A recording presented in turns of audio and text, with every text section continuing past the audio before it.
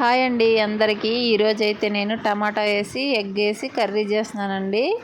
ఎలా చేయాలో ఒకసారి చూపిస్తాను. నేనైతే టమాటాలు సన్నగా కట్ చేసి పెట్టాను, ఆనియన్స్ కట్ చేశానండి, పచ్చిమిర్చి, ఎగ్స్ అయితే ఉడకబెట్టి ఇట్లా పెట్టానండి. ఘాట్లు చాలా బాగుంటుంది కర్రీలో ఇట్లా వేసుకుంటే.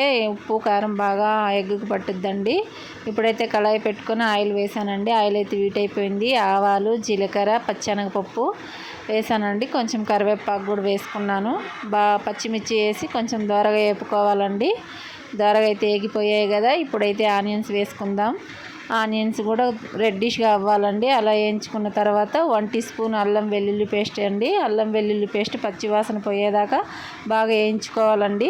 ఇప్పుడైతే అల్లం వెల్లుల్లి పేస్ట్ కూడా వేగిపోయింది కాబట్టి టమాటాలు కట్ చేసి పెట్టిన టమాటాలు వేసుకుందామండి. టమాటాలు అయితే వేసాను కదా. ఇప్పుడైతే బాగా మిక్స్ చేసుకొని అర టీ స్పూన్ పసుపు, కొంచెం సాల్ట్ అండి, చూసుకొని మళ్ళీ అయినా వేసుకోవచ్చు. బాగా మిక్స్ చేసి ఒక 5 నిమిషాలు ఉడికించుకోవాలండి. ఇప్పుడైతే ఉడికిపోయింది కదా.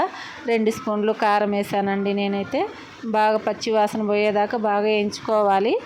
ఇప్పుడైతే బాగా వేగిపోయింది కదండి. కొంచెం చింతపండు పులుసు అండి, కర్రీ మంచి టేస్ట్ వస్తుంది. అందుకోసం అయితే నేను చింతపండు పులుసు వేసాను. బాగా మిక్స్ చేసుకోవాలండి. మిక్స్ చేసుకున్న తర్వాత ఇప్పుడైతే కొంచెం వాటర్ వేసుకొని ఉడికించుకుందామండి. ఒక 5 నిమిషాలు ఉడికిన తర్వాత ఇప్పుడైతే ఎగ్స్ వేసుకున్నానండి. ఎందుకంటే బాగా ఎగ్స్కి ఉప్పు కారం బాగా పట్టాలి కాబట్టి కొంచెం సేపు ఒక 5 నిమిషాలు ఉడికించుకొని కొంచెం గరం మసాలా అండి, గరం మసాలా వేసుకున్నాక నేనైతే ఆల్రెడీ ధనియాల పౌడర్ మిక్సీకి పట్టుపెట్టానండి. ఇదైతే కొబ్బరి అవన్నీ వేసి ధనియాలు వేయించుకొని పౌడర్ చేశాను. ఈ పౌడర్ అయితే వేసుకున్నానండి. లాస్ట్లో కొంచెం కొత్తిమీర ఉంటే వేసుకున్నాను. కర్రీ అయితే చాలా టేస్టీగా ఉంటుందండి.